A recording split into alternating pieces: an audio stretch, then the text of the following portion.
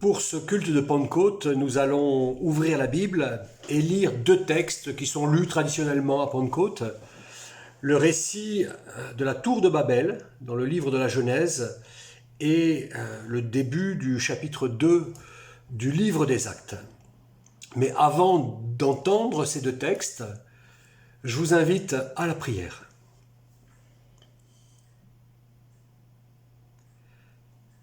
Père, nous venons à toi dans la prière.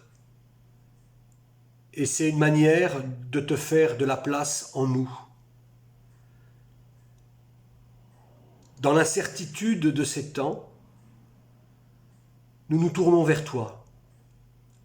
Toi dont l'amour dépasse tout ce que nous pouvons imaginer. Fais-nous sentir ta présence à travers les mots que nous allons entendre. Viens nous parler. Viens nous relever. Nous voici devant toi. Parle-nous. Nous t'écoutons. Amen. Voilà donc les deux textes qui s'offrent à nous. Le premier, Genèse 11, je lis les 9 versets avec une traduction que j'ai faite avec le pasteur Daniel Ellul qui est assez proche de l'hébreu. Et toute la terre était une seule langue, et les paroles une. Or, quand ils eurent levé le camp de l'Orient, ils trouvèrent une vallée dans la terre de Shinéar, et ils s'installèrent là. Et ils dirent l'un vers l'autre, « Allons, briquetons des briques et flambons à la flambée. » Et la brique fut pour eux pierre, et le bitume fut pour eux mortier. Et ils dirent, « Allons, construisons pour nous une ville et une tour et sa tête dans les cieux, et faisons-nous un nom, de peur que nous nous dispersions sur la face de toute la terre. » Et l'Éternel descendit voir la ville et la tour que construisaient les fils de l'homme. Et l'Éternel dit, « Voici un peuple un, et une langue une, pour leur totalité. Et ceci est le commencement de leur faire. Et maintenant, rien de ce qu'ils auront l'intention de faire ne leur sera impossible. Allons, descendons, et là embrouillons leur langue, afin qu'ils n'entendent plus l'un la langue de l'autre. » Et l'Éternel les dispersa de là sur la face de toute la terre, et ils cessèrent de construire la ville. C'est pourquoi on l'appela du nom de Babel, parce que là l'Éternel embrouilla la langue de toute la terre, et de là l'Éternel les dispersa sur la face de toute la terre. Et maintenant, le second récit, tiré du livre des Actes, rédigé par Luc, au chapitre 2, nous lisons les 12 premiers versets. Le jour de Pentecôte, ils étaient tous ensemble dans le même lieu. Tout à coup, il vint du ciel un bruit comme celui d'un vent impétueux, et il remplit toute la maison où ils étaient assis. Des langues, semblables à des langues de feu, leur apparurent, séparées les unes des autres, et se posèrent sur chacun d'eux. Et ils furent tous remplis du Saint-Esprit, et se mirent à parler en d'autres langues, selon que l'Esprit leur donnait de s'exprimer. Or, il y avait en séjour à Jérusalem des Juifs, hommes pieux, de toutes les nations qui sont sous le ciel. Au bruit qui eut lieu, la multitude accourut, et elle fut confondue parce que chacun les entendait parler dans sa propre langue. Ils étaient tous dans l'étonnement et la surprise, et ils se disaient les uns aux autres, « Voici ces gens qui parlent, ne sont-ils pas tous galiléens ? Et comment les entendons-nous dans notre propre langue à chacun, dans notre langue maternelle? Parthes, Mèdes, Élamites, ceux qui habitent la Mésopotamie, la Judée, la Cappadoce, le Pont, l'Asie, la Phrygie, la Pamphylie, l'Égypte, le territoire de la Libye voisine de Cyrène, et ceux qui sont venus de Rome, juifs et prosélytes, crétois et arabes. Comment les entendons-nous parler dans nos langues des merveilles de Dieu? Ils étaient tous dans l'étonnement, et ne sachant que penser, ils se disaient les uns aux autres, « Que veut dire ceci ?» Alors nous venons de lire deux récits bibliques, celui de la tour de Babel et celui des apôtres rassemblés dans la chambre haute. Pour un grand nombre de commentateurs, l'événement de Pentecôte que relate Luc dans son livre des Actes doit se comprendre en opposition avec l'événement de Babel. Et nous allons ce matin essayer ensemble de voir en quoi ces deux récits se répondent et s'opposent. Le premier texte, vous l'avez entendu, nous parle d'hommes arrivés dans le pays de Shinéar. Alors, au vu des différents emplois de ce terme Shinéar dans la Bible, il s'agirait d'un territoire que l'on pourrait situer au sud de la Mésopotamie. Là, ces hommes s'installent et décident de bâtir une ville et une tour. Se pose alors cette question. Qu'y a-t-il de mal à ce que des hommes construisent une ville et une tour? Des nomades qui veulent se sédentariser, c'est le cours de l'histoire. Ce sont des bâtisseurs, très bien. Ils mettent en acte le slogan politique déjà vieux pour nous, « Ensemble, tout est possible ». Ces hommes, nous l'avons entendu, ne veulent pas être dispersés de la face de la terre pour célébrer une unité de langue, et peut-être de pensée. Est-ce que c'est blâmable? Est-ce que c'est condamnable? Eh bien, la Bible répond fermement « oui ». Tous les indices scripturaires nous font entendre qu'il s'agit là d'un projet mortifère, clos, totalitaire, pour ne pas dire concentrationnaire.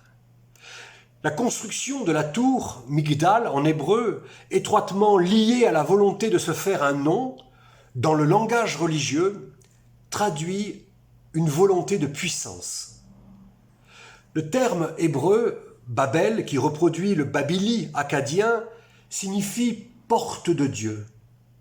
Or, si dans le psaume, c'est Dieu qui ouvre la porte, ici, ce sont les bâtisseurs qui prétendent escalader le ciel pour en forcer la porte, en quelque sorte. La tour dont il est question n'est pas n'importe quelle tour. C'est une tour dont la tête touche au ciel. Il y a quelque chose de louche dans cette hauteur, dans cette prétention verticale, cette course à l'élévation. Mais ce qui retiendra particulièrement notre attention ce matin, c'est la volonté de se faire un nom. Les hommes de Shinéar n'ont pas de nom, ce sont des anonymes qui se parlent l'un vers l'autre. André Neher traduit au plus près de l'hébreu le texte par ces mots « un quelconque parle à un quelconque ». Et que se disent ces hommes indifférenciés? Allons, briquetons des briques et flambons à la flambée. Alors ici, l'auteur joue avec ces répétitions comme pour nous faire entendre que les paroles de ces hommes sont closes, identiques, fabriquées comme la brique dans un même moule. Nous sommes dans le monde de la technique et de la répétition. Il n'y a pas de véritable échange, de vis-à-vis, de rencontre, de sujet. Étonnamment, l'auteur du texte nous dit, à travers ces mots, nous dit cela.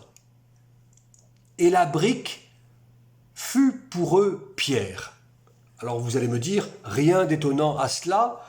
On imagine la plaine de la Mésopotamie, il n'y a pas de formation rocheuse exploitable. Les édifices, nous le savons, devaient être construits en briques de boue, d'abord séchées au soleil, puis cuites dans des fours.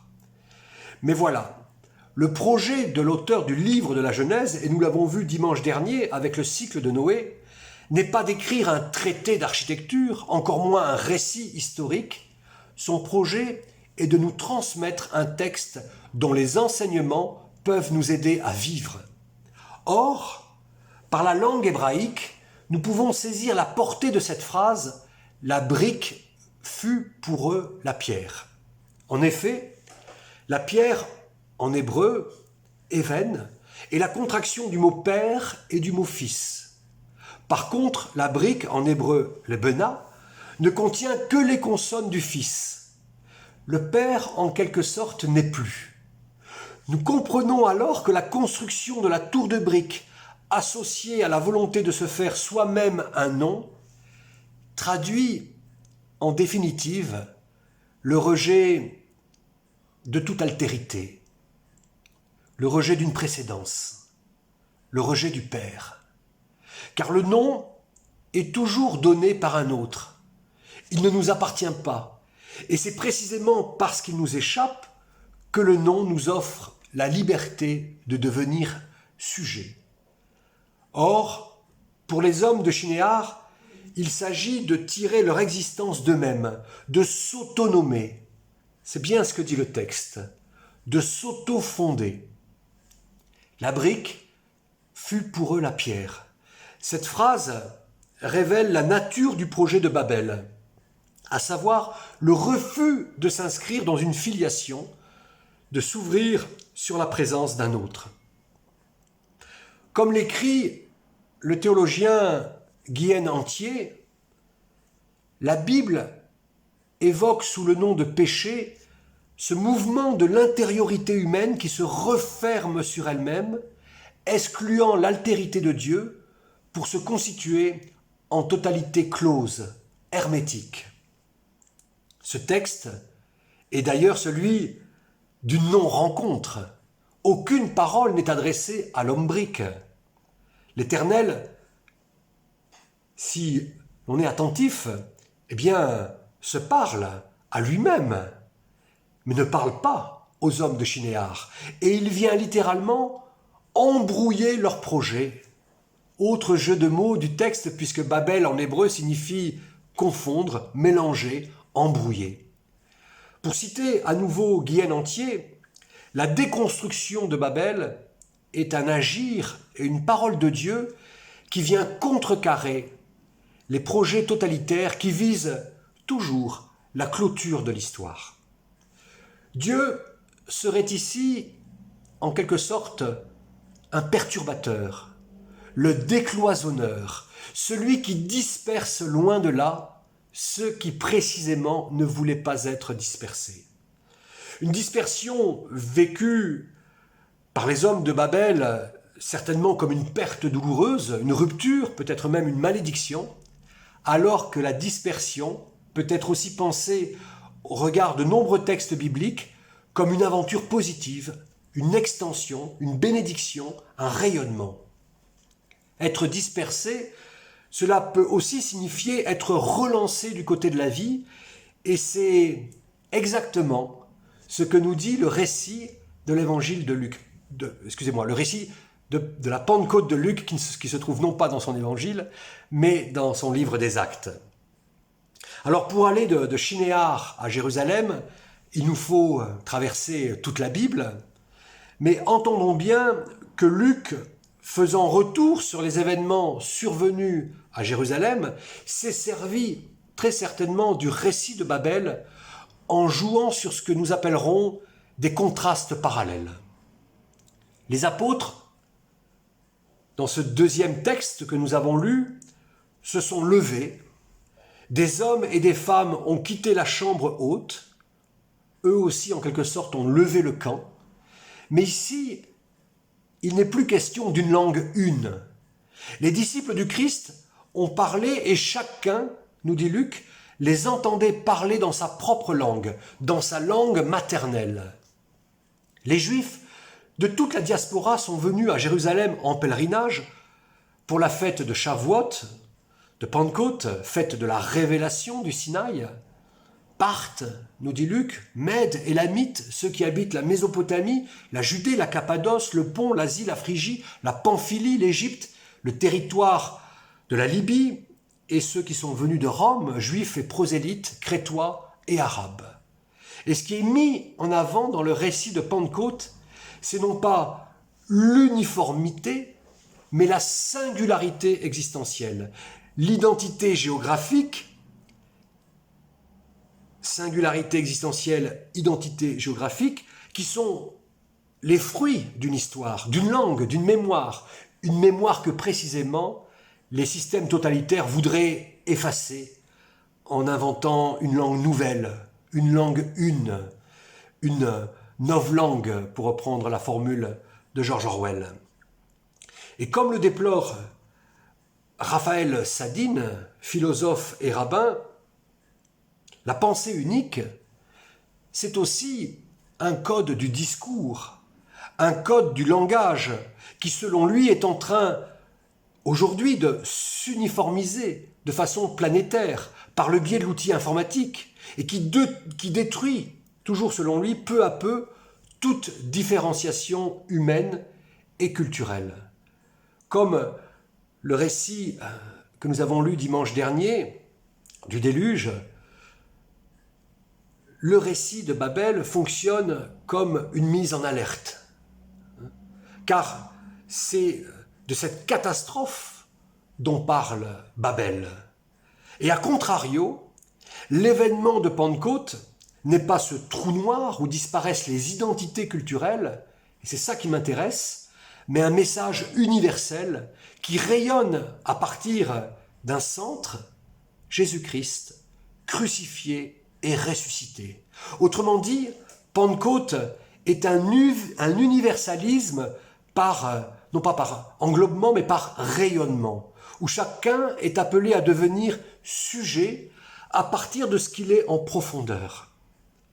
À Pentecôte, l'Esprit agit en chacun dans son histoire personnelle et envoie chacun en témoin singulier, différent des autres.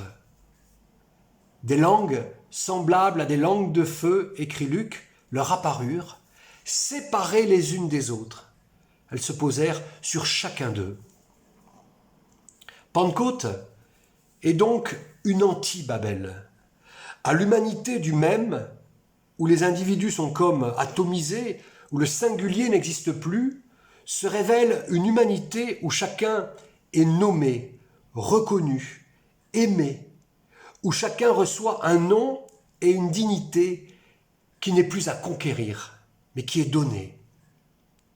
Dans ce monde globalisé, techniciste, monde de la performance, de la croissance, du toujours plus haut, ce monde où il s'agit de se faire un nom, voilà donc la bonne nouvelle de Pentecôte, l'évangile de Pentecôte. Et il n'est pas indifférent qu'à la fin des deux récits, nous avons deux images inversées. D'un côté, une tour, donc image verticale, mais qui s'écroule sous son poids de briques. De l'autre, des hommes, souvenez-vous, qui étaient des hommes et des femmes, qui étaient assis et qui se lèvent. S'étant mis debout, Pierre, avec les 11, éleva la voix et s'exprima aux hommes rassemblés.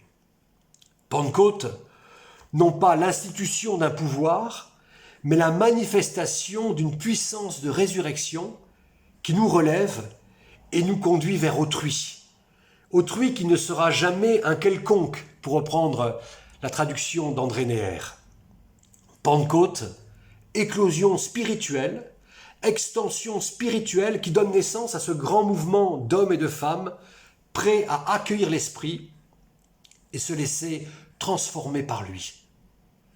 Si l'hubris des hommes, la démesure, nous entraîne vers le chaos, l'Esprit, lui, nous conduit tout simplement dans la vie. La vie avec ses limites, avec ses failles, avec ses drames, avec ses tourments, mais aussi avec ses lieux de passage, ses surprises, ses miracles et ses respirations. Cette vie dont le sens ultime nous échappe, mais qui nous a été donnée par une altérité aimante. La vie toujours ouverte, avec ses multiples questions. Ils étaient tous dans l'étonnement, et ne sachant que penser, ils se disaient les uns aux autres, « Que veut dire ceci ? Que veut dire ceci ?» Voilà, nous laissons cette question en suspens.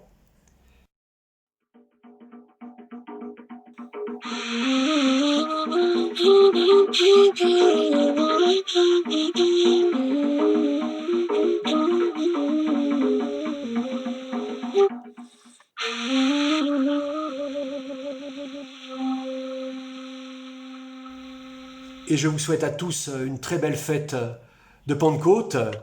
Recevez ici la paix de Dieu, cette paix qui déborde toute intelligence, qui dépasse tout ce que nous pouvons comprendre et entendre.